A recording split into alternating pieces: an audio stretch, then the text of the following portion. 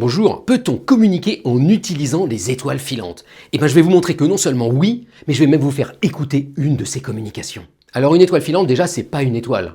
C'est un gros bout de caillou qui est en général un résidu d'une comète et puis qui arrive dans l'atmosphère à fond et qui laisse une sorte de traînée lumineuse derrière lui. Et là il y a des gens un peu fous qui se sont dit est-ce qu'on pourrait utiliser une étoile filante quand elle passe pour envoyer un signal radio dessus, que ça rebondisse et que ça aille ailleurs sur Terre?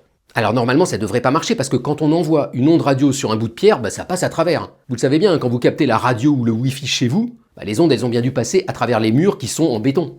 Mais toute l'astuce, c'est que quand une météore rentre dans l'atmosphère, elle va à 100 000 km/h, monstrueusement vite. Donc elle frotte à mort sur les molécules de l'air, et ça va chauffer juste derrière elle l'air et l'électriser. Ça lui arrache des électrons.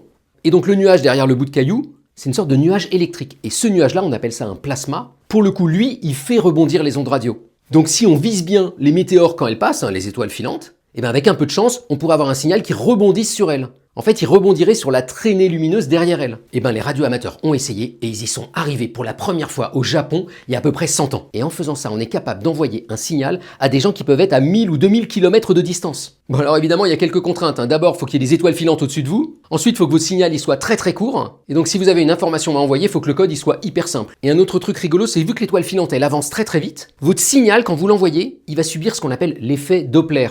Vous savez, cet effet, c'est le truc qui fait que quand il y a une ambulance qui vient vers moi, le son il est plus aigu que quand elle part. Et là c'est un peu pareil. L'étoile filante, elle va transformer votre son en le rendant un peu plus aigu. Donc vous allez récupérer un son plus aigu que celui que vous avez envoyé. Mais malgré tout ça, ça marche. Et la preuve, c'est le site web livemeteor.com ici, qui vous fait écouter en permanence et en direct du ping-pong sur des étoiles filantes. En gros, ce qu'ils ont fait, c'est qu'ils ont pris une antenne qui envoie toujours le même signal dans l'air, et ils ont pris une autre antenne à quelques centaines de kilomètres, qui elle détecte et cherche ce signal. Alors la plupart du temps, il n'y a rien du tout. Faut parfois attendre quelques heures sur le site web pour enfin voir passer un truc. Mais attention, soyez prêts, je vous ai isolé un moment où passe une étoile filante. Vous êtes prêts? C'est parti!